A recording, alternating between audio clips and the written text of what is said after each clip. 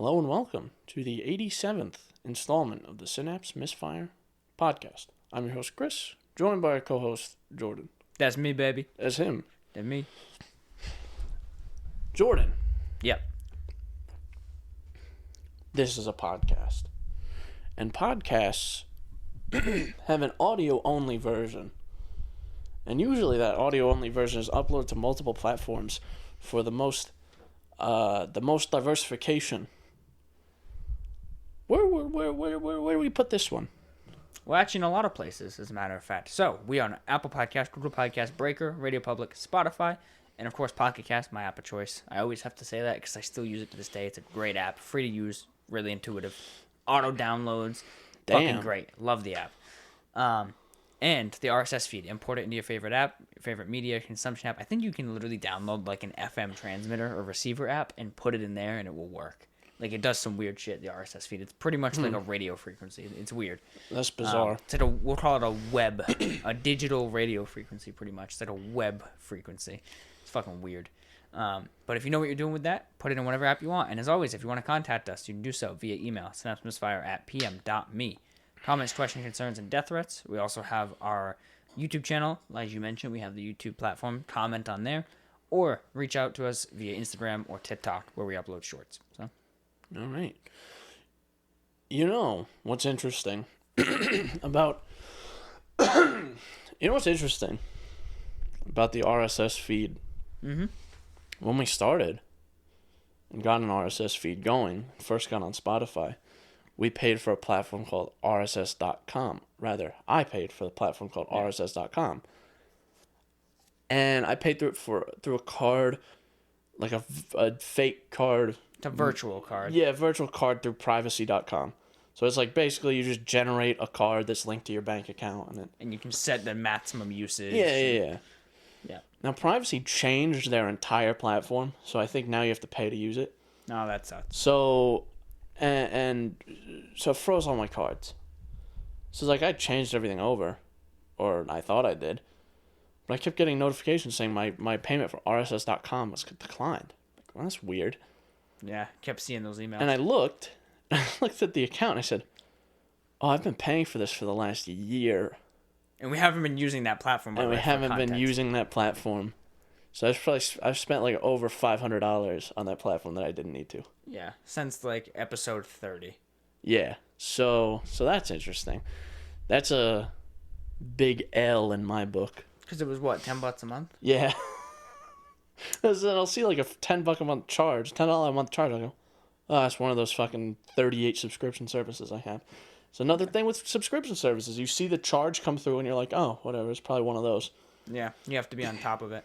If some scammer robbed me and just took $10 a month out of my account, I wouldn't even notice. Yeah. Yep. No, that's funny, and we finally canceled it. I'm super on top of my finances, so I kept noticing like discrepancies from what I expected having to what I actually had. So I started to use an app called Money Counter or Money Tracker or some shit. And literally, at the end of every day, I go into that app and it lets you add or remove transactions or add income or remove income. And I consolidate everything. I go, okay, I bought this at Dunkin' Donuts, put that in there, and then I match the amounts.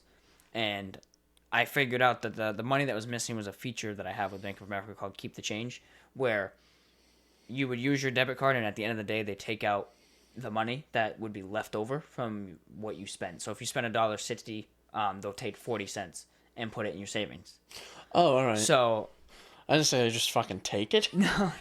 So I put it in your savings. So that's where the discrepancies were coming up. I was forgetting about it, and they also changed how they did it. It used to be they do it immediately when you do the transaction and include it as the total, so everything would round up. Now they do it once at the end of the day, so they'll just take out like $3 at the end of the day. That's actually a very interesting method of saving. Yeah. So it's actually, I started it in 2016. It doesn't sound like a lot, but keep in mind, it's literally just taking change. And I started it in like 2016. 10, 20 cents at a time. Yeah, I started in like 2016 or 2017, and it says it's put away $800 in my savings account. That's not bad, just for round off. Just for round off, yeah. Question, Jordan. Yep. Banks, like an actual bank. Do they charge you like a fee for having an account? They don't. If you when go my below. dad was at an actual bank, they charged him a fee to have an account. So the fee, it depends on what you have in the account. So I believe with my savings account, if the savings goes below $500, I get a fee. So I need to keep a savings at a certain amount. I've always just used credit unions. Yeah. Because it's always free. There's like the only fees involved are like overdraft fees. Right. Yeah, no, in my experience, it's the same. But I know my mom had a fee at 1.2. I'm not sure what the criteria is. You just kind of have to read into it, but I don't have any fees, no. Oh, I just that's what I've always been told to steer clear of banks because of that. Yeah. No, so I've had good credit luck. Unions. A lot of people tell me the same thing. I've had good luck with them, and if worse came to worse, credit unions for the win. So. And well, that's another thing too. Is like, there's probably a lot more availability because obviously Bank of America is not exactly a small bank. No. But like my credit union, there's like 5 of them. There's like 5 branches. So like if you have an issue, you're gonna show up to one of those 5 locations within business hours, which are like only when you're working. Yeah. So it's like, well, our business hours, what time do you get? 7 o'clock? What time do you get out? 5? All right, great. Our business hours are actually 8 to 4. Yeah. Yeah, that is the problem. I think we talked about this with like, why is it that a bank is just like, okay, people are working to put their money in our accounts or in our bank. So to service those people, we will pick the most inconvenient hours possible. Except Fridays, they close at 7. Yeah. So because they know it's payday. So it's fine. It's fine. Yeah, I tell Etsy that all the time too. Like with availability, like when we went on our trip to New Hampshire, we didn't pass a single one of her banks. She has a credit union as well. Well, it's more of a bank, but a very small bank, up and coming. I'm not sure if it's exclusive to our area, so I won't say the name. But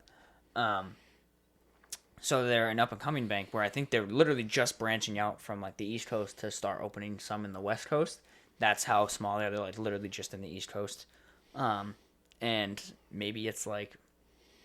Maybe 100 locations, maybe, if that, and there was none when we went up there. There was like one ATM maybe, but like Bank of America, I just like go in the app, it's like just fucking everywhere. Yeah, dude. I guess that's another advantage because I don't travel, so right, and I have backup ways of paying for things. Yeah, no, so like sure. I don't carry cash. If for some reason my debit card got frozen, I don't usually have cash on me.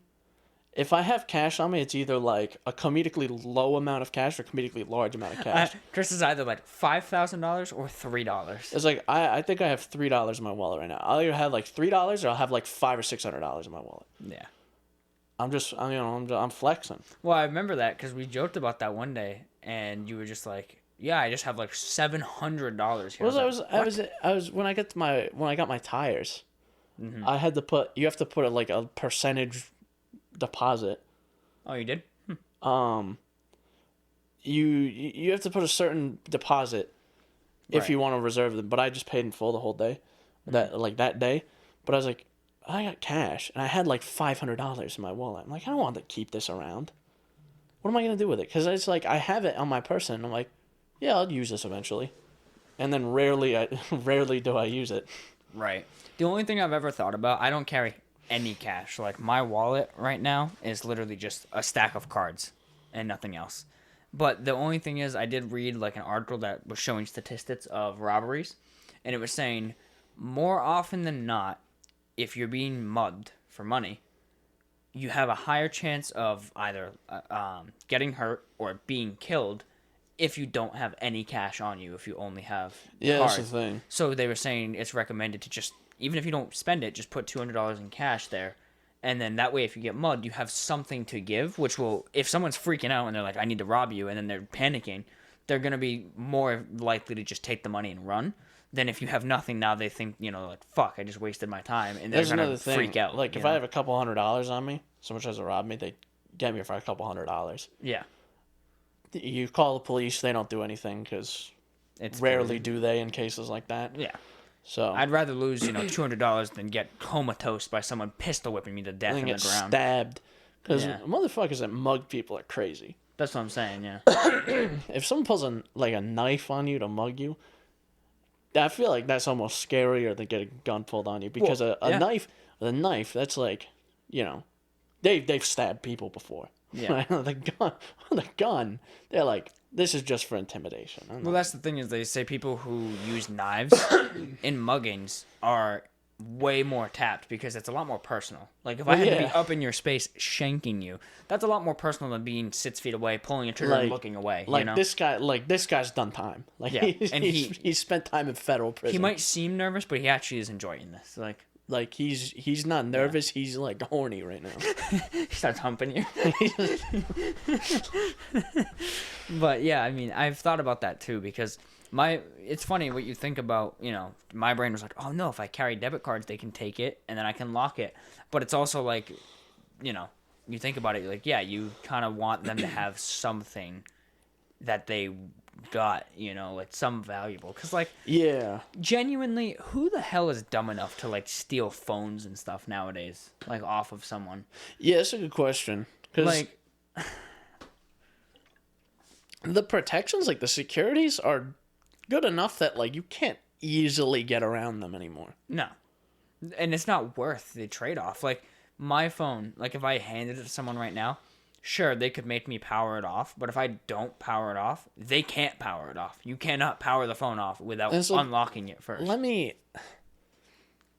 don't know, because it's like, if you want to get in, you have to really know what you're doing.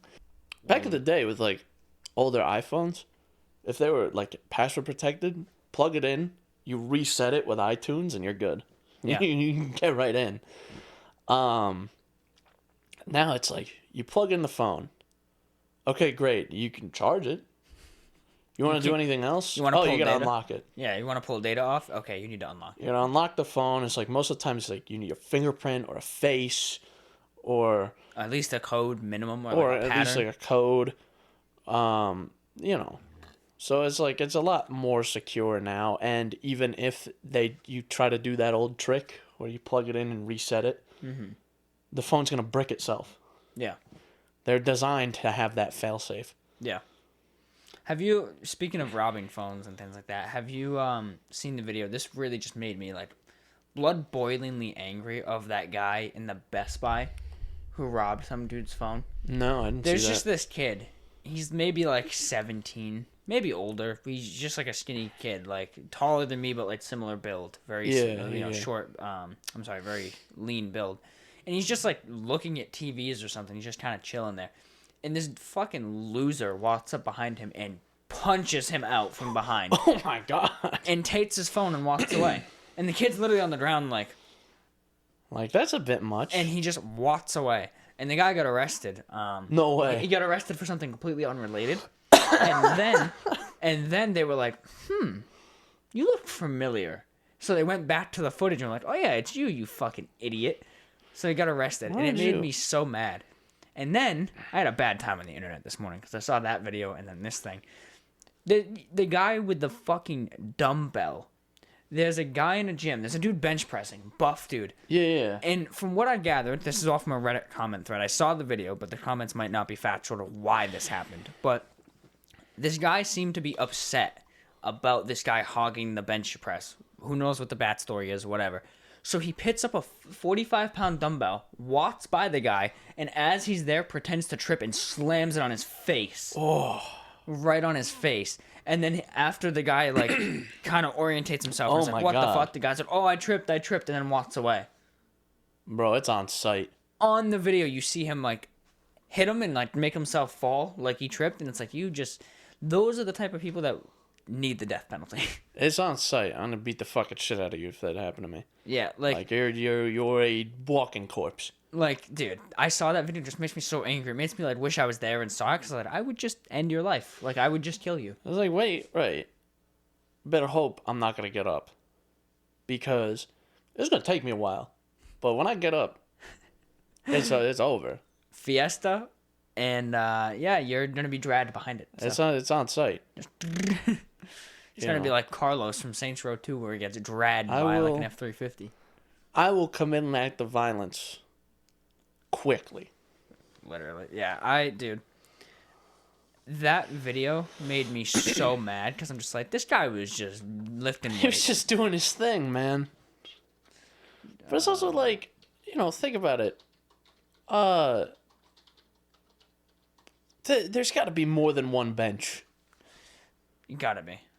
Like, bro, just fucking... 44 pounds. Holy shit.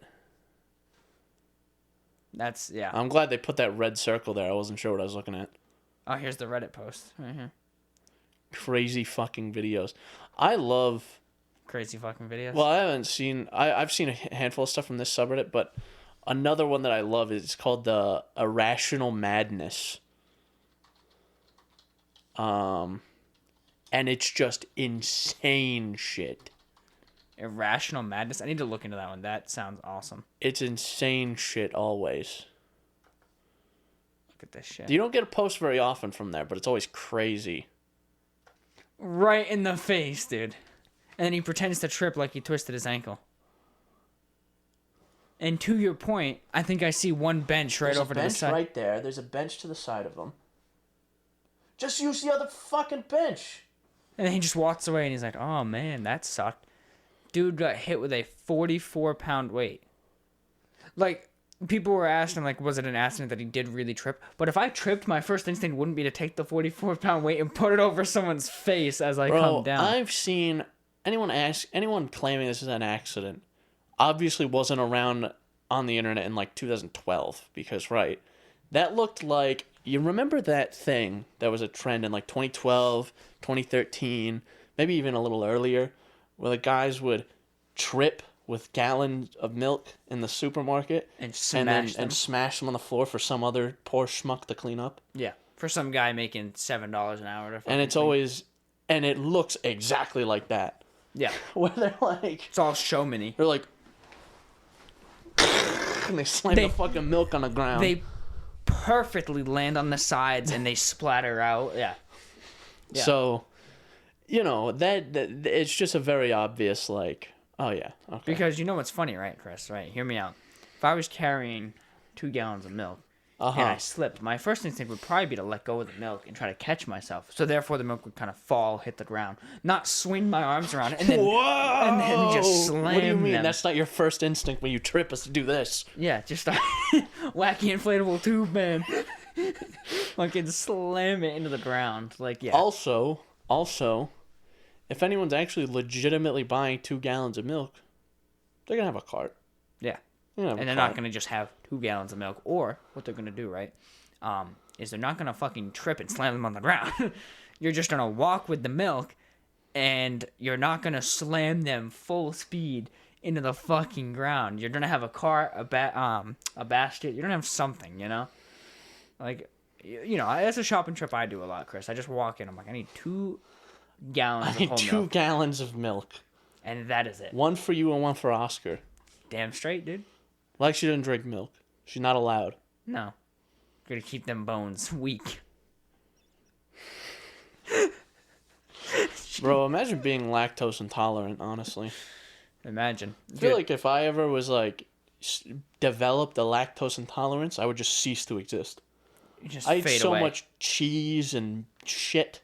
Yeah. Like, anything dairy-based, I love it. Yeah. No, I agree. I'm a big dairy guy. I like milk for the most part. I don't just drink it, but with cereal and stuff, I slurp that shit out the bowl when I'm done. Yeah, I don't just drink a straight milk. Yeah, I don't usually. I used to, but I don't really do that much. But yeah, cheeses. I fucking love cheese, dude. But cheese, melted cheese on like pasta, or like Parmesan cheese on pasta, or like even ham and cheese. Like yeah. I'm all about that shit. I'm American. I like cheese. Yeah, cheese, man. Got some goddamn cheese. But yeah. So, Chris. I really want to know what's going on with your A52. Oh, so I had a fucking moment this morning.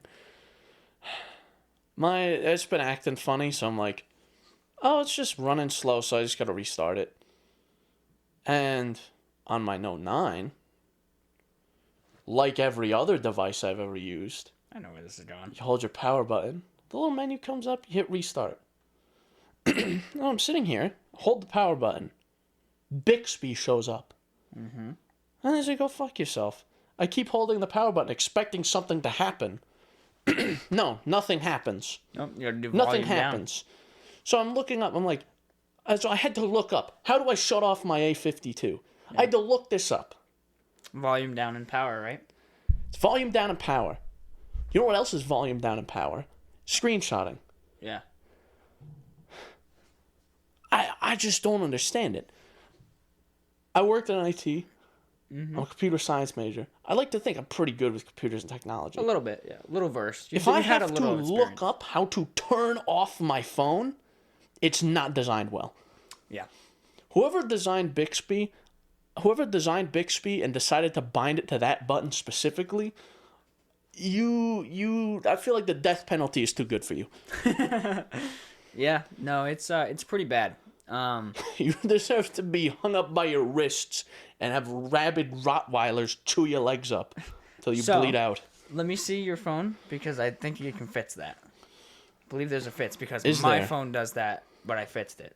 Oh shit. Let's go. Let's see. He's gonna open all the porn I have on my phone. That's a bit. We were joking before the podcast. I was like, man, if I just look at your phone, I'm like, that's a little dick. Oh, that's my dick. Damn. Let's see. Long press. See if your phone has it. Check this shit out. Yo! Under advanced. Why isn't that available by default? That's what I'm saying. Why would I ever want to wake Bixby under any circumstances? Under any circumstances, why would I ever want to speak to that? I already have a severe bias against voice assistants in general. Yeah, I'm not a huge fan. Like, Google Assistant, take it away from my phone, please. Mm-hmm. But listen, if you're going to give me Google Assistant on my phone, you don't need to put this dumb other assistant on my phone. I know. It's like if Because if I wanted a voice assistant, which I already don't, I want a good one. All right? I want Google Assistant. Or or like Siri if I had an iPhone. Yeah. I don't want Bixby. No one wants Bixby. Bixby sucked. Everything about him sucked. Remember when they had that concept for the they wanted to change the voice assistant. It was a hot chick. Yeah. They should bring that back. I would like it a lot more if it was that. It was Samsung Sam or whatever. It was like a concept art, and then just like people immediately made porn. It's crazy. Yeah. How fucking fast people are at that. I know. Let me see. I think that was the name. Was Samsung Sam, right? Yeah. No, you're telling me I would like it a lot better if it still looked like that. That's fucking foul. That's foul. Oh, there we go. That's more American-like right there. That's fucking disgusting. That's more American, right? Oh, fuck. I don't know, man. People are demons. They made that. You're telling me an earthly creature made that? That's a demon that made that. Oh, man. This is on Reddit, of course. Of course it's Reddit. Of course. Oh, man. Yeah, it's brutal. It's fucking brutal out there. A fucking demon made that. Listen. Just if you made the assistant a hot girl, I would like it more. I'd be more apt to using it. I'd be more apt to I would open it up, I would yell at it. You throw it around a bit? Yeah. Oh, fuck. Oh, Chris. Ask her to make me dinner. Imagine if you said that, you're like, the thing's like, bitch, what the fuck you think I am? Smack her around a little, you know how it is. God damn. I read an article, speaking of abusing virtual women. An article. There was this app, I think it still exists, I forget what it's called. But it's basically like Cleverbot, but more advanced. So it's like, you can have this like virtual or AI girlfriend. Yeah. I read an article. It was like, men are getting AI girlfriends and abusing them. Yeah, of course. They're not real. Yeah. They're not real. Also, if you're at a point in your life where you're like, I'm going to get an AI girlfriend. I feel like those two go together. He's right. I'm not exactly, I'm not exactly not lonely, right? I am maidenless to perhaps a fault. But never have I been like, yeah, you know what? On an AI girlfriend. Fuck. I feel like if I'm just like, oh, I need human contact right now, I'm gonna go talk to one of my friends. Yeah. I feel like maybe it's a rough life because I don't have this experience where you don't have a girlfriend and then you also don't have friends. Because I've always had friends, so I don't know. Yeah. No, for sure. I feel like you said, if you're at that point where you're looking for an AI girlfriend, I feel like the AI abuse just kind of comes with it. Like you got problem. You gotta work on yourself, bro. Yeah. You need to reassess your whole life. Yep. You need to like just step back for a minute. You know, like listen, maybe I'll just leave my phone at home. I'm gonna go on a camping trip. Go for a walk. Go for a camping out in the trip. woods. And I'm just gonna like stay away from this hell rectangle for a while. Yep. This brick from hell. I just hope whoever's downloading this app that you get better.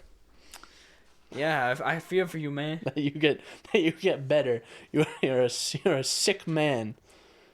Or woman. I guess, yeah.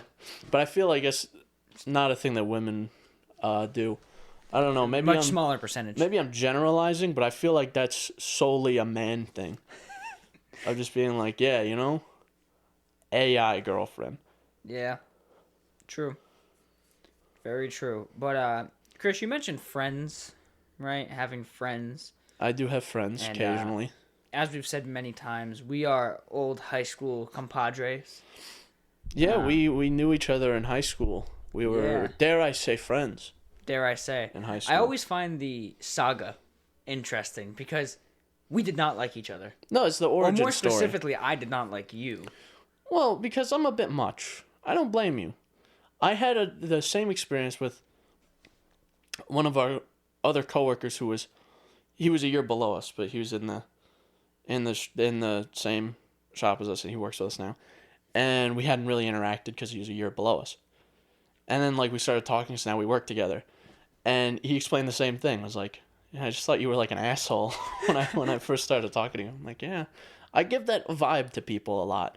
I'm a bit much, and then it's like, what I've noticed is like when I first meet people, I tone it down a little bit, and then it's like I tone it down a little bit, and you can see there's like, oh, they're still trying to like feel out the situation. They like kind of start to like warm up to me, and then it's like, oh, they really don't like me, and then something changes, and then they get over it. Yeah, it's a roller coaster. For I'm sure. a bit much.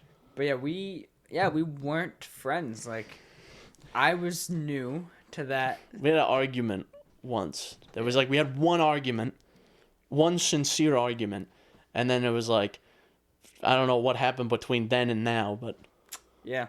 But now we're friends, so I don't know what happened. Yeah.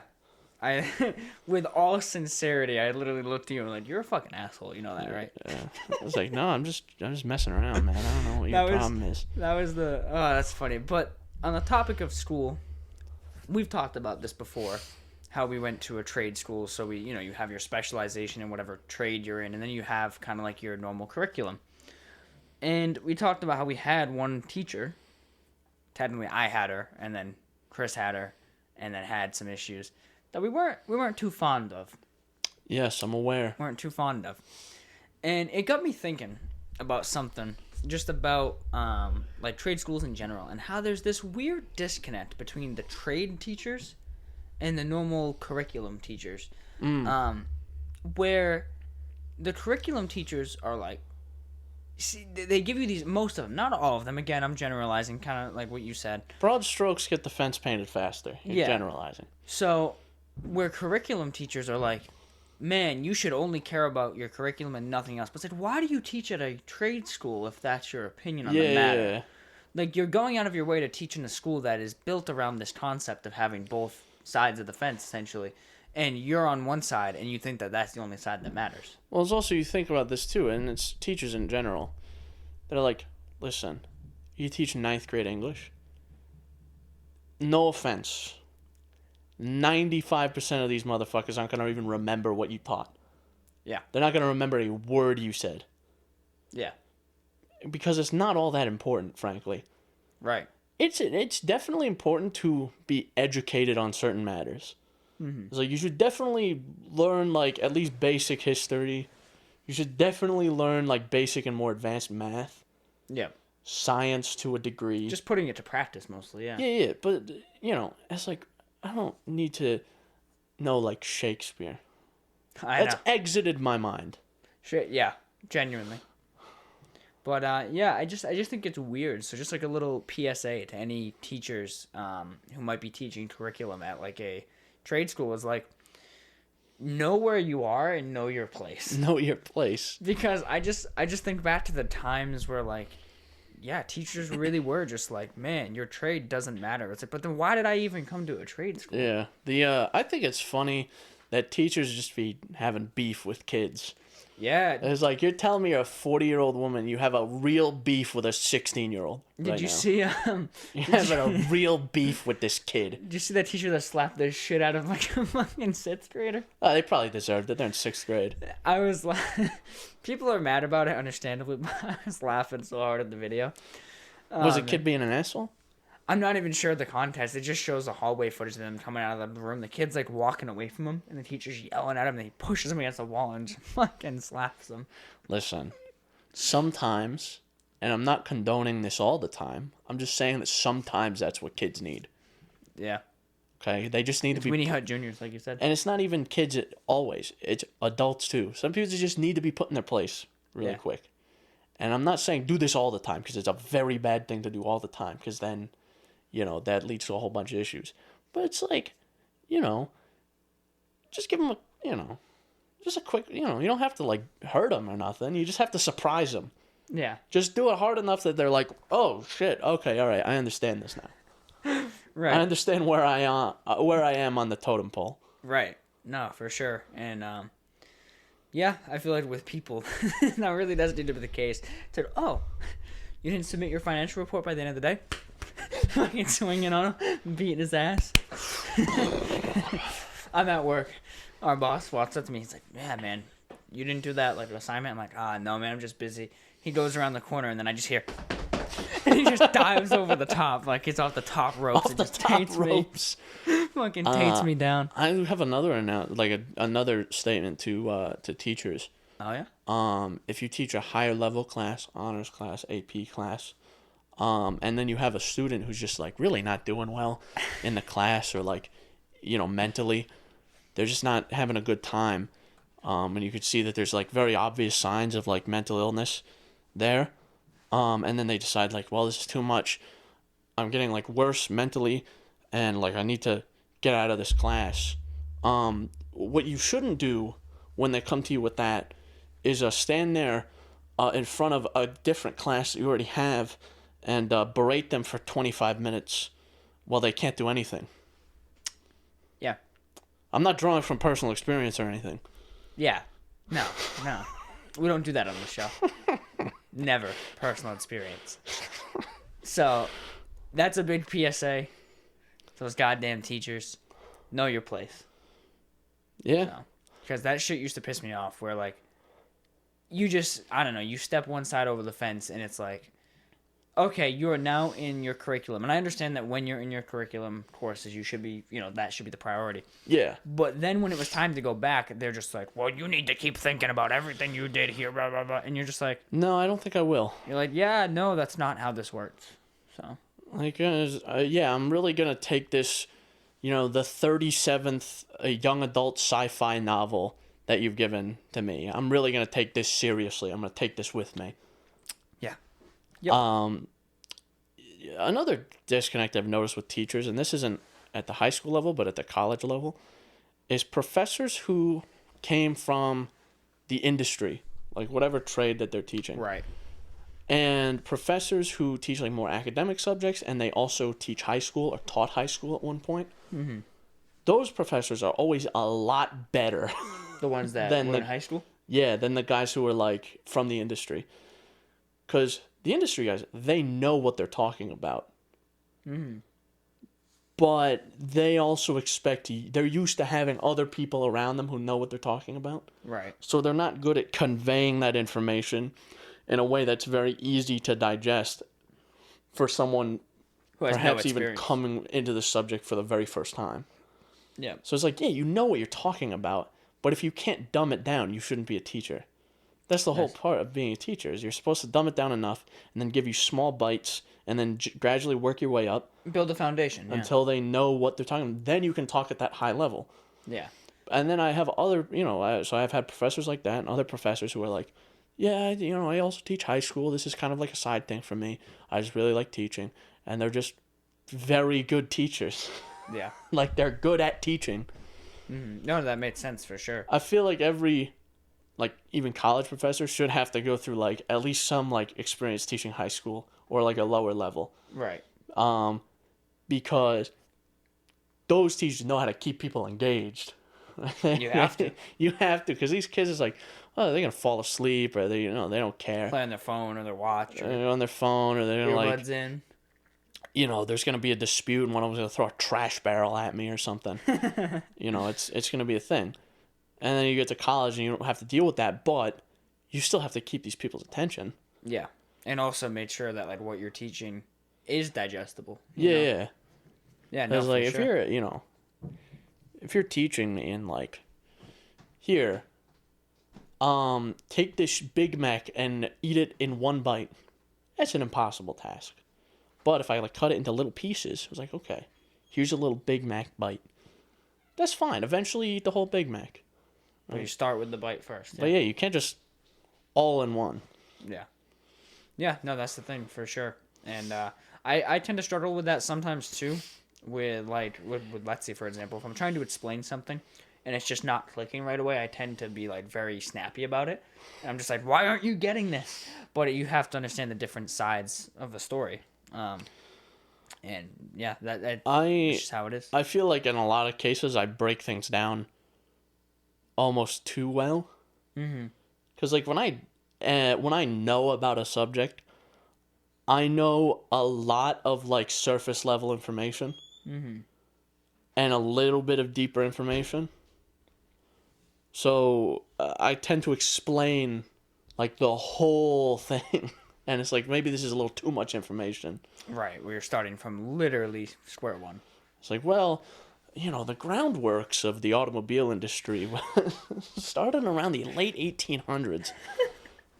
And it was like the whole point. I'm like, Chris, I asked you what kind of gas I needed. Like, the whole point is, like, why you should use 93 instead of 87. It was like Henry Ford. Henry Ford really nationalized the automobile when he made the Model T. Then we have the New Deal Act, which made the International Highway. It's like a whole lecture. It's like, I hope you're taking notes. As I'm like, okay. Mm-hmm. He's like, okay. Oh, you're ready for the test, right? I'm like, huh? Do you need to see me in my office hours, or is it? I was like, ooh, we're short on time. We'll come back next week for the lesson. I'm like, Chris, what? Mm-hmm. I asked you one question. I just asked you a simple question. Just asked you how to put a new radio in, man.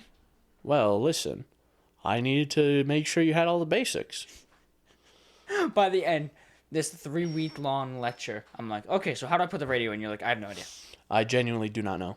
You're like, I don't even know what this is. What is this again? I've put my radio in before, but all those memories have been erased. Erased. Overwritten. Just gone. Yeah, that I feel like I do that, though. Yeah, I'd say sometimes you can. I mean, when we've talked about things, sometimes you kind of start like too far at the basics, but it's better to be that way, honestly. I mean, obviously we're hyperbolizing when we're like, yeah, so in 1800, like, yeah. But when you're starting at the basics, sometimes it's good because what you think is too far in the basics, maybe that person's secret, like, oh shit. It's like when I was talking to Alex, he was watching a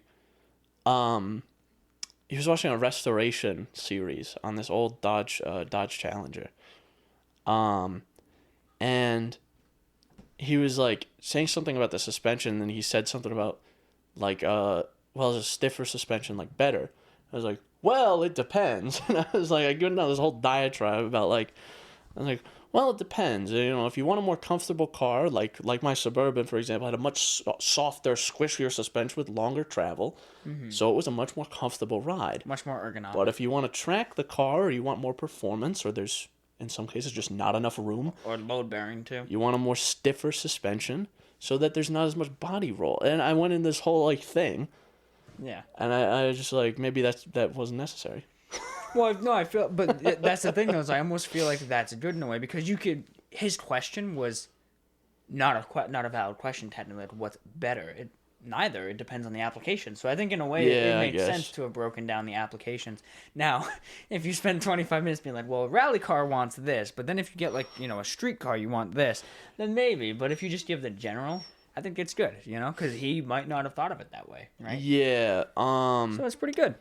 The thing is, like, I myself love, like, just intaking knowledge. Yeah.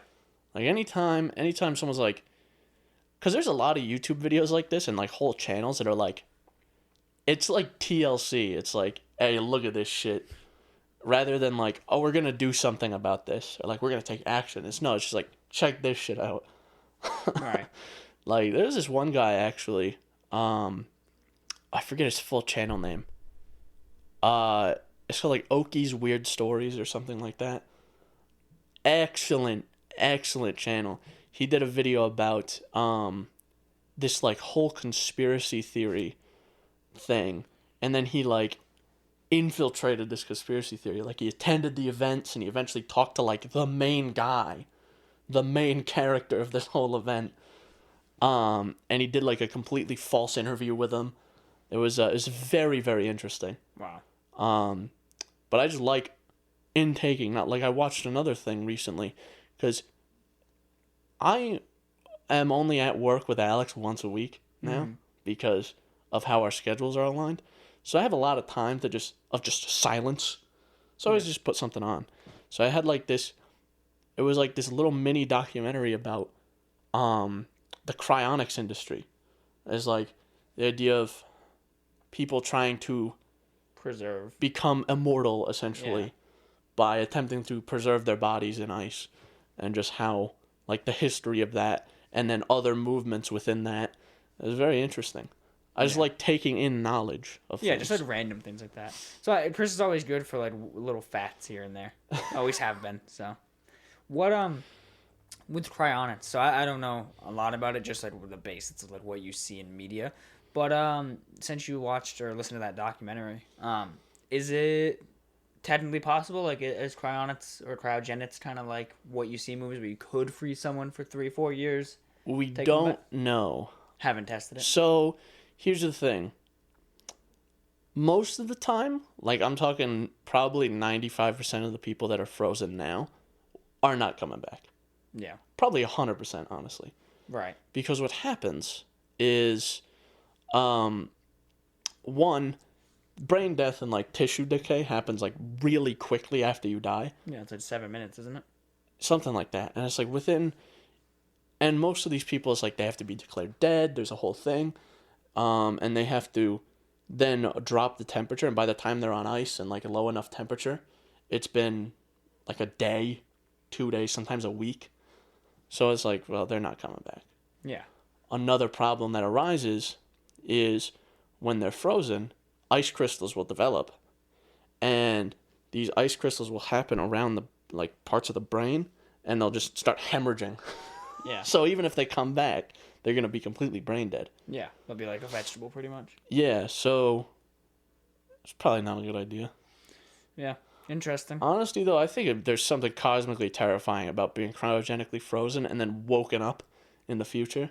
Oh, yeah. It's fucking crazy. Like, say it was like 150 years in the future. Think about what's changed between, it was 150 years ago, like 150 years ago today, you're saying it'd be it's like 1870, somewhere around there? Something like that. 1878, I believe. 1870. Or like 1868. So think about what's happened between 1870 and now. And then think what's going to happen between now and 2172. Yeah. A lot of shit's going to happen. So it's like when you wake up, you're like, oh, it's not going to be like Futurama. It's like where you wake up for 1,000 years and it's like, well, society's basically the same. Right. You can just go to different planets and shit now. Right. Yeah, no, that's a good point. That is, yeah, that type of stuff would be crazy. Like, genuinely. Or I think it might even be worse if it was like, it ends up taking significantly longer than people thought. So it's like people are waking up after like 5,000 years or something. Right. Just think about, 5,000 years ago to now. You would be obsoleted pretty much. You would wake up and there'd be like grays looking over you, like blue and gray aliens looking over you. Yeah. I mean, like, hey, what happened to Earth? And they don't speak English. They're aliens. That's the thing is, like, you would probably genuinely be obsoleted because of the way language changes, like, Yeah. from year to year, It'd be technology. like, like waking up like an ancient Egyptian. Yeah. And then yeah, exactly. And you look out the window at a spaceship and Earth is being blown up and the back it's like Saints Row 4. I was just gonna say it's like Saints Row 4. And Keith David is there and everything. God damn. That's funny. But yeah, no, that's cool though. Cryogenics, yeah. Not something I'd be willing to try. Absolutely not. Maybe if I was like, all right, if I die, fuck it. It's this whole thing of like clinging on to life that really bothers me. Same thing as like being preserved in general. It's like when you die, you're stuffed with fluid to preserve you, and then you're shown to your whole family. And then they, put you in a box. They bolt the box shut, and they put you in the ground. And none of you returns to the earth. Yeah. When I'm dead, I just throw me in a ditch somewhere. Let the animals eat me. At least get some use out of it. Yeah, I'm dead. What do I care? Yeah, that's the thing, honestly, is the whole escaping mortality kind of angle is complicated. You only get the one shot, and I'm fine with that, frankly. Yeah, that's true. I wish you could experience what's next first, though. Like, what is next? Is it just eternal darkness? Oh, it's or the is Chris same. come back as a Babis? It's the same thing as before you were born.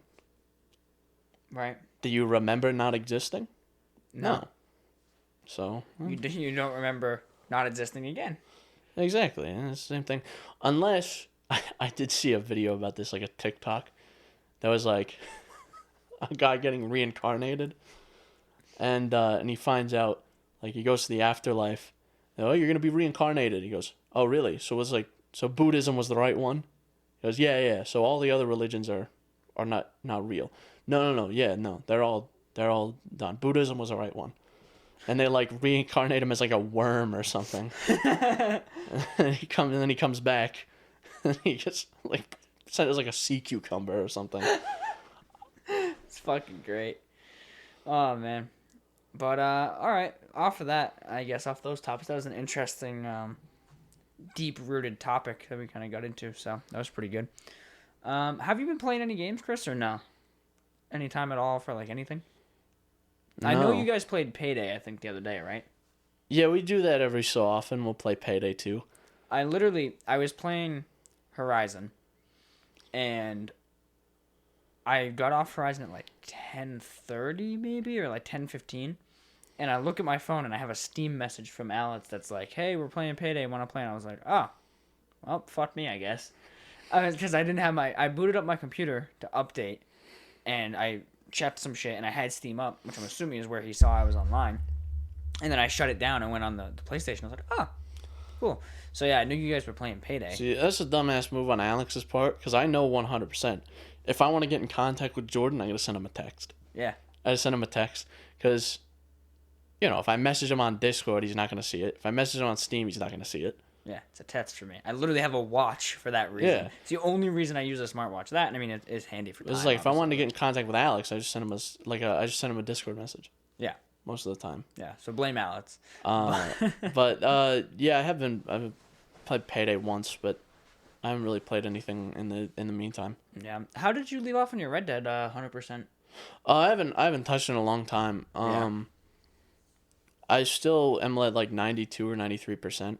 I do want to go back to it. It's just like, now it's kind of a hassle because there's a hurdle in the way where I'm like, well, if I want to go back and I want to go play it, I have to reboot because I got to go back into Windows and then play it.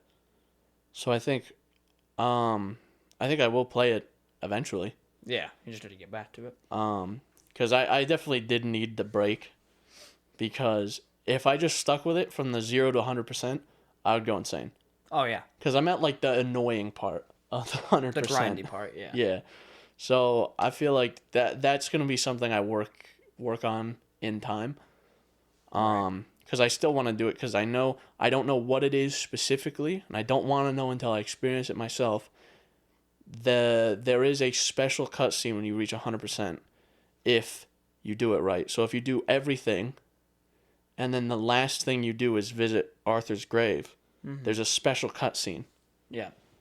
And it's not like a very long one, but It's just a little thing. yeah. No, yeah. And then you I get have heard the about that. achievement. Yeah, Legend of the West. What was I gonna say? So, what the fuck was I gonna talk about? That, and I brought that up for a specific reason. Oh, did you see what was announced? No. Maybe. Probably not. You heard of any game announcements this week or anything? Not that I remember.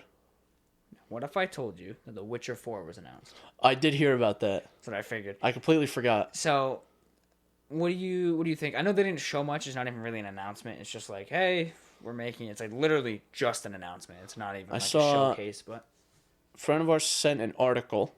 Mm-hmm. Did not click on it. I said, I'll get to this later, and then I never did.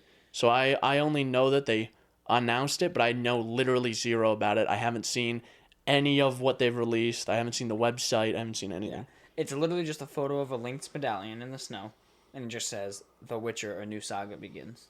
Because they definitely they made it very clear that they're done with Geralt's story. Mm-hmm. And they even said that like after The Witcher 3, after like Blood and Wine and everything, they're like, yeah, we're done with this character specifically. But I wouldn't mind an additional like Witcher experience. Yeah, for sure. One thing that had me worried is people were saying like maybe it's gonna be like a create your own character thing. I don't want that because the best part about The Witcher is the characters, like that world, the characters you interact with. Like I don't want to just be some schmuck, you know. Like if I'm gonna be anybody, I want it to be a character. Like Geralt is a character, or Ciri, or whoever. I mean, honestly, even if they deviated from that group of characters, Right. if they just kind of plopped you somewhere else Well, that's probably what they're gonna and do. just created their own headcanon for that area would be quite nice because the lore of The Witcher runs very deep. Yeah, you could do a lot. There's like, honestly, if someone had no concept for like the earth and like countries and geopolitical circumstances, and then you just showed them the entirety of the Witcher lore, they'd be like, "Oh, this is a real area, right? Yeah, like it's this is a history. real thing." No, it's just some Polish guy wrote this. Yeah. No, I do have to say it showed the Lynx medallion, so it seems like there's gonna be a new school, like the school of the Lynx. So it would be cool. I think it'd be cool to just play as some Witcher and maybe be like an origin story, up and coming kind of thing. Is it a Lynx specifically, or is it like the cat medallion? I thought it was a cat medallion, but everyone keeps saying it's a Lynx. Because School of the Cat Already actually exists. does have a very interesting, Yeah. backstory. So like the School of the Cat ended up being, the only thing is like, I think it would be interesting to do like a School of the Cat thing because the School of the Cat does have a very interesting tale. It's like, well, they were witchers, and then it ended up they kind of like fell in with some people, and then they started basically becoming, assassins, like Yeah. hitmen. That's where Letho's from, right? School of the Cat, I is it? believe so. Yeah. But yeah, it's I don't know. I mean, I'm excited now. You know what kind of baffles me a little bit, because my only experience was The Witcher 3. I know you played the first and second one, right? Not No, just the I only second. played 2. It was 2. Okay. So you played 2 and 3. They're, somewhat similar but very different. What the hell does The Witcher feel, control, and just play like in 2022 plus, essentially? Yeah. Like, think about how bad Roach controls in The Witcher 3, but how incredible the horses control in the Red Dead 2. See, yeah, that's the thing. I don't think people are playing The Witcher for the combat and like the movement. Because let's be honest, it's not good. It's okay. It's like It's if you want good story, good combat, play God of War. Yeah. The combat is a lot of fun. Story's incredible. The story is it's very good. Yeah. I would like to see. I was watching a YouTuber that I always watch for reviews and everything, who was kind of made a video of like what he wants from The Witcher 4, like what he hopes to see, and he made up a good point. And it's like in the books, which I didn't read the books, but he did, and he was saying in the books they described Geralt, and I think it even talks about this in the show and the game and stuff, as being almost like a pirouette dancer, with the way he plays with the sword. Wouldn't it be cool in a way to have a Witcher game where you had more control over the actual sword? And you did get to actually do that, rather than just fancy animations, because the animations in The Witcher 3 are really good. Like some of the animations, like if you slash forward and then slash backward, he'll like spin the sword upside down and stab back and things like that.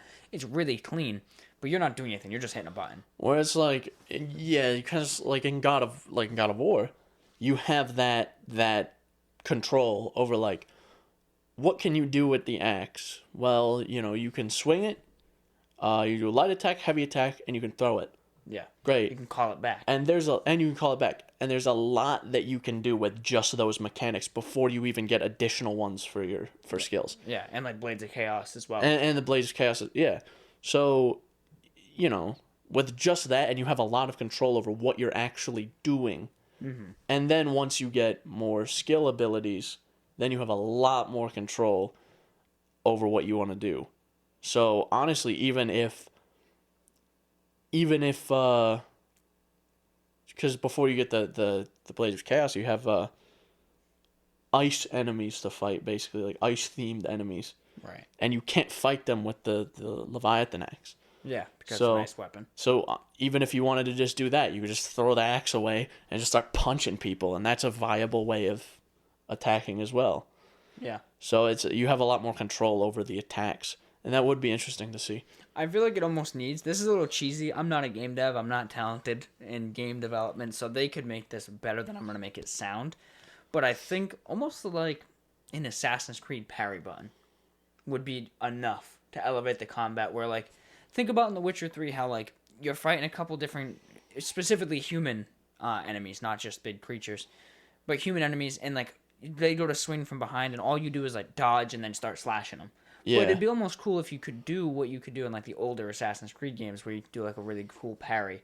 Now, I don't want it to be like Assassin's Creed where you hit parry and hit attack and then you, like, insta-finish them. But it would be kind of cool to have, like, at least something, even if it's a parry or deflect button, better than what you had with the block button where you could, like, parry and kick them or whatever. But more where it's like, okay, you're fighting this guy in front of you. This guy goes to attack from behind, so you have, like, a metal bracer. So as you're holding this guy down, you stick your arm up and deflect their axe or whatever it might be, Something cool like that.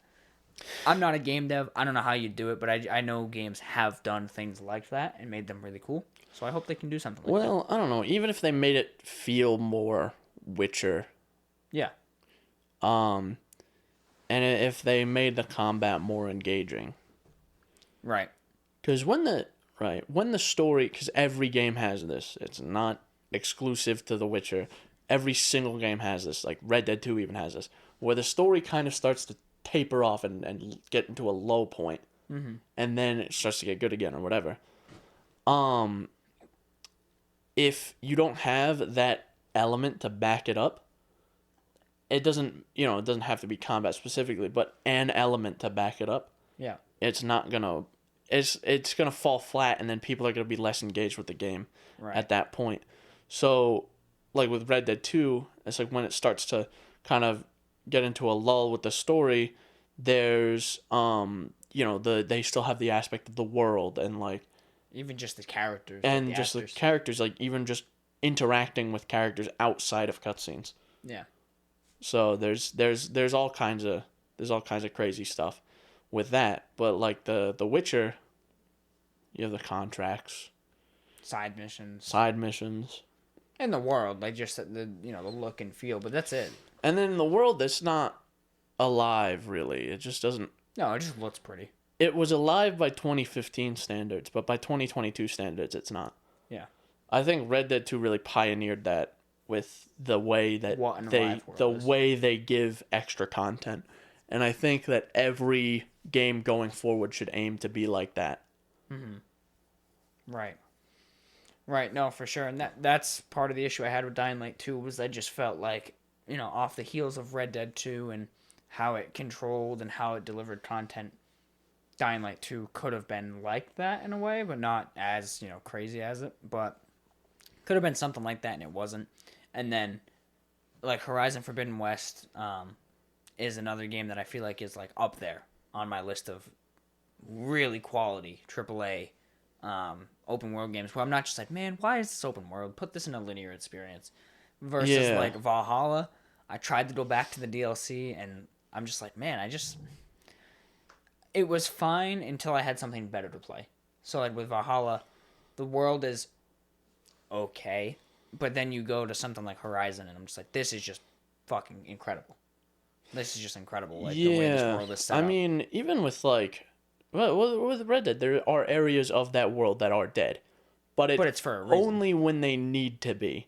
Yeah. Like, obviously, you go out to, after the end of the game, you go towards, like, the Red Dead 1 map where... Armadillo. You're out in the desert. Yeah. And obviously, it's going to be a very dead area. It's the desert. Yeah. And it feels lonely, like you would in the desert. Yeah. You go to Armadillo where everyone's sick, and it's vacant. Yeah, and then it's very vacant. They have the people bringing out corpses, and they have the guy in the town with the bell or whatever. He's like, just the end times. Yeah. And then they have the sheriff in what's it called, in Tumbleweed. Mm-hmm. Where they have the whole thing with the sheriff where he's like, oh, I gotta clean up the town, and he kind of is a bit cracked. Yeah. So it's it's a world that makes sense. And I haven't played a game that feels like that since. Yeah. I meant to tell you, actually, about Valhalla, the DLC. I think you ruined it for me. Did I? Because we talked about Eivor being like this linguist. He's just like, to be or not to be, right? Yeah. And I used to notice it, obviously, and it was funny. But this DLC, because it's so ingrained in mythology, is like that to 12. Like, it starts off and Eivor is like, I have spoken to the gods have told me. And it's like, oh my fucking god, dude, shut your mouth already. Like, oh, this DLC is cringe to 11. I want to see a Viking game that's done very well. I think Valhalla's fine, but it's like I want to see one that's done really well. I want a Viking game with like crunchy combat, like even For Honor combat, where Like, it's this is more a guy 1v1. you're playing as a guy who's just a fucking monster. Yeah. Like, you roll up to like a monastery, you're like beheading monks and shit. I want to see stuff like that in a Viking game. Yeah. I want it to be... And I don't want him to be a linguist, I want him to have good dialogue, but like a Viking dialogue. Yeah, but also you have to think about it that way, whereas like, how do we make this guy good? Because these guys were fucking animals. They were monsters. Right. They would just roll up and start fucking shit up, and then would just leave. Yeah. That's the thing. Or maybe you just don't make him good, Or you just make him terrible. Yeah, you make like a bad guy. Maybe the game is like you die, and it's like, oh man, I was the villain. Oh shit. The game is that you are terrible. Yeah, you're just raiding and pillaging, and then finally someone takes you out. It's kind of like the Red Dead series in a way, where like, sure, they make you redeem the characters by the end, but you still are just a bad guy who dies. You don't do anything particularly world saving. Red Dead. You're still out for yourself until you're like, darn, I should start doing decent things. Yeah, that's true. But you're still in the process of doing these good things. You're still murdering people. Like, so I think you could do it well. Where you play kind of the anti-hero in a way. You're like not a bad guy. I mean, you are, but you're not like, just terrible. You're trying to do better things, but you're just caught in this lifestyle, kind of like Red Dead, I think it'd be pretty cool, though. Yeah. What about Horizon Forbidden West? Because you started to say something, and I cut you off because I'm not good at talking. No. I was kind of just using it as an analogy to what we were talking about, but no, I was just kind of on the topic of, like, I am continually falling in love with this game every time I play it, where I'm just like, man, Horizon Zero Dawn just didn't click. Like, I tried it on PS4. I was like, it's okay. Dropped off. Got it on PC. Because I might end up playing both of these games. So what's like the spark notes of the story? Because I know literally nothing about it. So, spoiler alerts, I guess, for Horizon for Zero Dawn. I won't get into Forbidden West, but Zero Dawn specifically. You are basically a huntress named Aloy. Essentially, you're an outcast because you showed up one day and had no mother. And the tribe was like, the fuck? You ain't got a mother? You're an outcast. Okay. So there's this guy, Rost, who's kind of like your father figure, who takes himself out of the clan to raise you. He's raising you in the woods, and then you're going to this thing called like the Enduring or the Trial or some shit, where the clan that honors this mountain, the All-Mother, it's basically the mountain itself, where you were born. You just kind of appeared at the mountain base. They will, if you survive the trial and win, it's kind of like an agility contest. They will answer any questions you have. So then essentially you age, you build up, you compete in this trial all in the span of like the first 40 minutes of the game. It's not like drawn out or anything. Oh, all right. You do this, you complete the trial, and then it gets attacked by a clan, basically a cult. Some people die, you fall off the mountain, and then it turns out that you're not just, somebody, you're actually a descendant of the precursors. So the previous generation of people, who the world basically destroyed itself on them. Their ecosystem collapsed, and then this new generation of people living in tribes were built. So it was like, it's 31st century when the game takes place. You are actually the DNA clone of one of the head doctors who developed all the robots that are actually supposed to be a living biosphere that's self-contained. So essentially you set out and are like, man, what the fuck's going on? Because the machines used to be really nice. Like all the different robots you see, they used to be good. They used to like get you materials and do things, and then all of a sudden they started killing people. So I feel like, they're kind of an entropy thing built in, where it's like, oh, they kind of start to go haywire after a while, just like anything else. So that's what you kind of think. You're like, oh, it must be like a defect, but it actually turns out it's a code. It was a signal sent from an off-world planet activating a fallout where the robots will destroy the Earth, essentially. So what you do is you set out to conquer this fucking AI called Hades. That is basically the signal. So you fight your way through. You start to learn more about the robots, about you being the descendant. You meet with this guy called Silence, who's like really in tune with all this shit, which is weird for a guy who isn't part of a tribe. And he kind of leads you to killing Hades, and basically getting rid of the AI and shutting the machines back down to normal. And that's the main like plot points. There's also subplots where you meet different tribes, talk to different characters and stuff. Like I hadn't played it in so long. I watched a video. It was like 16 minutes maybe that explained the story. Did a really good job of it. So if you want like the more specifics, but the general plot of it is you're just hunting down this AI and trying to take it out. And it turns out that you are a Fallout clan from the original group of people, where they made these clones in the hopes that you would come back and save the Earth, essentially. So you're like the last chance for salvation. And then Horizon Forbidden West kind of pits up where you got rid of Hades, but all of a sudden there was like a backup code, and Hades is back out. But this time there's a whole plot point about some stuff that happened off-world that I won't get into because it's a really cool plot and reveal. But some stuff that happened off-world that you learn about in the first game happens and comes full circle in the second game. And basically now you are working with Gaia, which is the main core of it's the kernel. It's actually literally the kernel of this entire operating system of a biosphere. So she's the center, and you get her different what do they call them? We'll just call them sub-quartets, I forget what the fuck they're called, but like sub-assemblies. And it's like, this one is focused on reusing water and making sure we have enough water on the planet. This one is focused on living organisms. This one is focused on weather. This one is focused on whatever, food supply and things like that. And it's different categories. So you kind of have to... It has it's like Witcher level deep ass lore. It's like, I just thought it was like a woman shooting robots. And the thing is, though, that's what it can be. Like, if you play it, you don't have to pay super attention to it. But the story is really good. Now, the very interesting thing about Horizon Forbidden West is when the game was announced, this is a fairly large time before it was released, they had, like, some reveal trailer or some promotional photos or something. And there was this, like, one... I see this post a lot, actually. Animation? There's one guy on Twitter who was pissed off that... The main character, isn't it Aloy? Aloy. Looks like a woman and not like a doll. Because they were like, this is what... Why doesn't she look feminine? This is the fan-made one, and she looks like a fucking Barbie doll. But it's like, it's a tribal society, and she just looks normal. She doesn't look fucked up or anything. She just looks normal. Yeah. But then again, you gotta think about it. I don't think these people are very close to women. True. I feel like if this person is that close to like register a woman's features, he has a restraining order on the way. Probably, yeah. So More than likely. But no, the story is really big, really grandiose, and the second one is even better in my opinion. I might It's really good. I might get them at some point because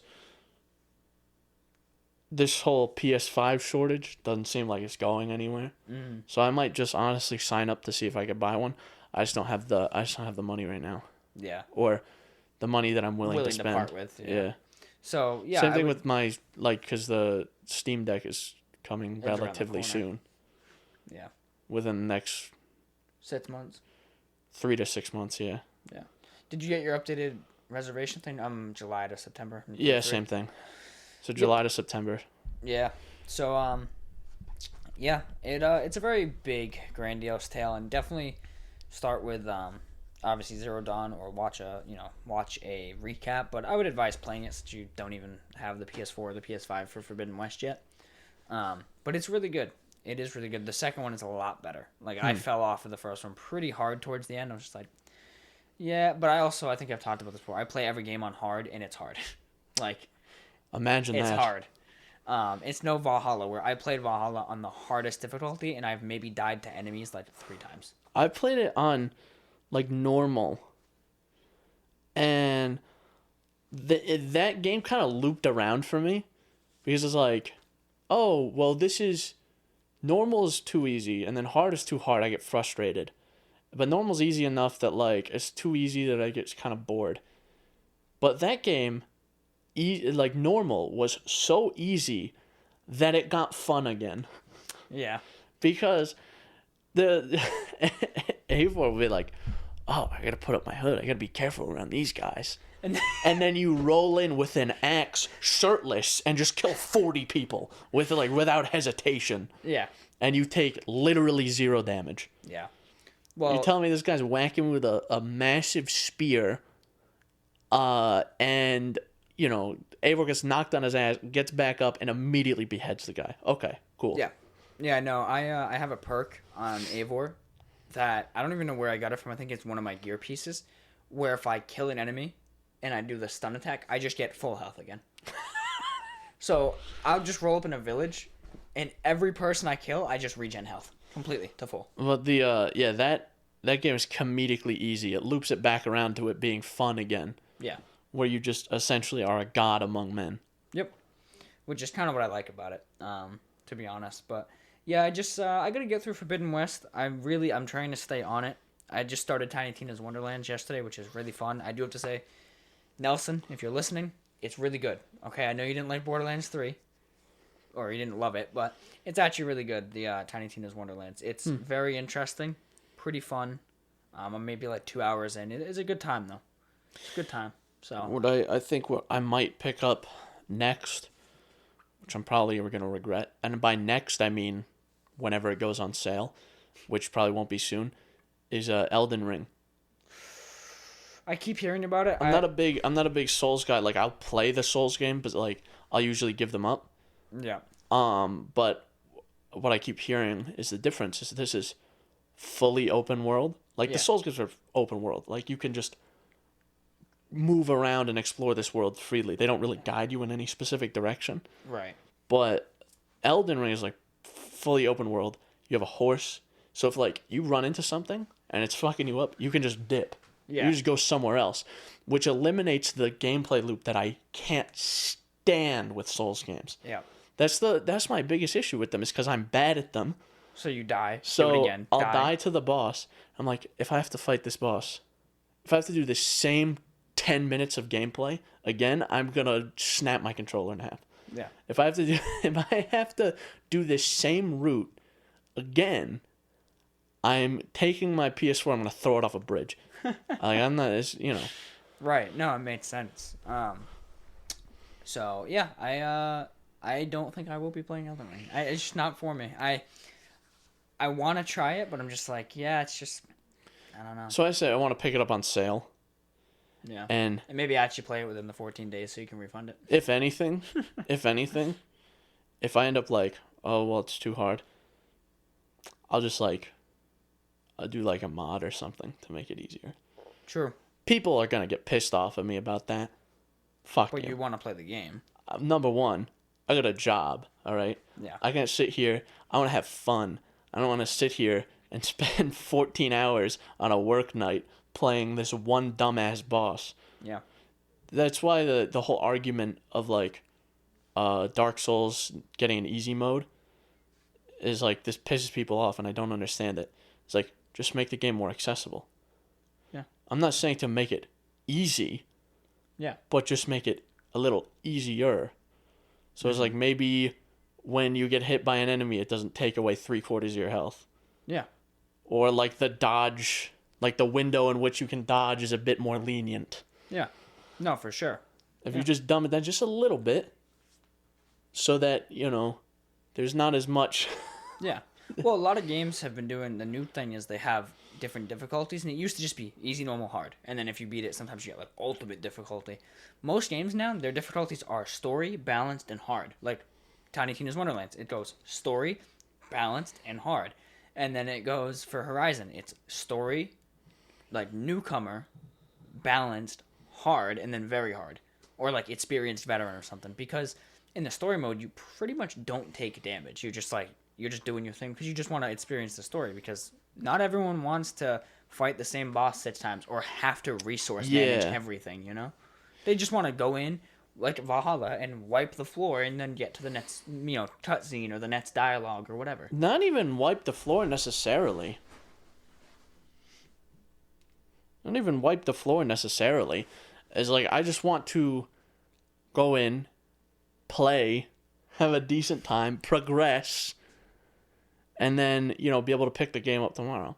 Yeah. And just not have like a fit. Yeah. No, for sure. So, I don't know. It's just like, if you just dumb it down a little bit, I'm sure you can just get a mod to tweak all the values. I'm sure, yeah. You know what's fucking crazy too? The people who play the Assassin's Creed games, the new ones, on exploration mode, How the fuck? Have you seen exploration mode? No. You have no HUD. No, nothing. It'll literally pop up and be like, go to your checkpoint. It's in the northeast corner of the map near this road, and you have to find it. You have to find it. That's very, it's very Breath of the Wild. It's not like, you do have a HUD and like they do tell you where to go, but it's very much like exploring the world rather than, like, the world is more so the game rather than the game. Right. Because, like, the story missions are like, yeah, sure, this is fun. This adds something to the game, but, like, there's only, like, 15 of them. Yeah. And then, the rest of your time is exploring this just extremely large and detailed world with a ton of character, and, like, you get, like, little tribes of guys, little goblins. Yeah. And I'm not, like, a Legend of Zelda fan, so I don't know. But, like, there's, like, little goblin guys. And you fight them. And I go, oh, shit, these guys are too hard. So I leave. And I come back and I do all the little shrines, the little puzzles. And I get more health. And I come back and I just start fucking up the little goblin guys. Oh, man. Yep. But, Horizon's really good. I definitely recommend it. So, if you play the first one and you're like, I just don't like it as much, I would still recommend the second one, because that was the experience I had. Is the first one I was like, yeah, I liked the story and the characters a lot, but I was just kind of like, something about the gameplay and the way the character controls, and I'm just like, just not enjoying it. And then the second one, I was really hesitant to get. I was like, it's gonna be the same shit. But the world is so much better. The characters are so much better. The controls are like, I won't say so much better, but they're a lot better. Yeah. And it's really cool. So. It's very complex, too. Like, you can make it, like, if you're a big RPG fan, you can make it where, like, you have to prepare for every fight, or you can kind of just wing it. Like me, I have it on hard, but I have my weapon wheel. I have a select variety of weapons where I have a little bit of everything. I have, like, weapons that do fire damage, some that do electric, some that do frost, some that do adhesive, some that do, like, other, tear damage, which is, like, to rip machine parts off. And, like, you can just rush in and, like, just start shooting shit, but then you're waiting for, like, a 40-minute fight. You kind of have to cheese it. But if you play it smart, you can do, like, really cool shit. Like, I invaded this base or whatever with this it's called a behemoth. It's basically an elephant, but it's a robot. And you scan it, and it's like, okay, here's a detachable weapon. So I used tear damage before they saw me to break off the weapon. I picked it up, and I started just shooting everyone with it in the fucking village. Damn. It's pretty cool. That's crazy. So you gotta kind of make your own fun with it when it comes to, if it's too easy for you. That seems very Far Cry in a way. Yeah, it's almost like Far Cry. So the story is so good. The world is awesome. It's much better this time around. And it does the thing Red Dead 2 does that I like, where it's like side missions feel important. Like Red Dead 2, you have your random encounters. In this game, you'll save someone on a main mission, or you'll save them on a side mission, and then they'll appear later and give you like another quest to do. Yeah, it's pretty cool. So I like how it does that. But yeah, that's all I got, man. Yeah.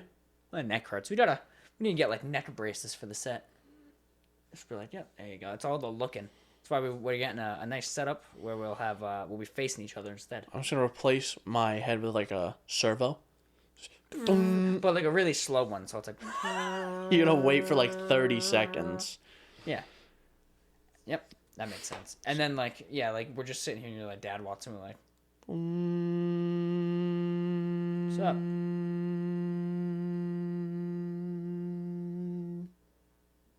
What's up?